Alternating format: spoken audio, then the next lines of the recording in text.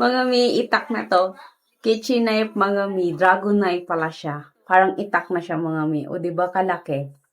And kakapal, mga mi, look. Sobrang kapal. Ayan, di ba? Mas makapal pa sa mukha ko, char. Tapos dito meron silang leader case. Ayan. So, like, tapos ka na parang iganon mo lang siya. Linisan mo, tapos iganon mo siya. Ayan.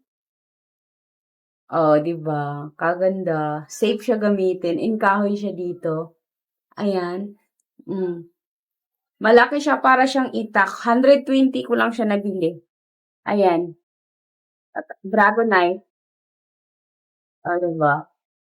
Gaganda eh. Kakapal. Pwede na sa kahoy. Ayan. 'Di ba? Kaya kapag gusto niyo 'to, click niyo yung yellow bag sa atin diyan. Check out nito habang meron pa tayong stock. Dami nang bumibili sa atin nito, mga sulit na sulit siya gamitin in affordable price lang.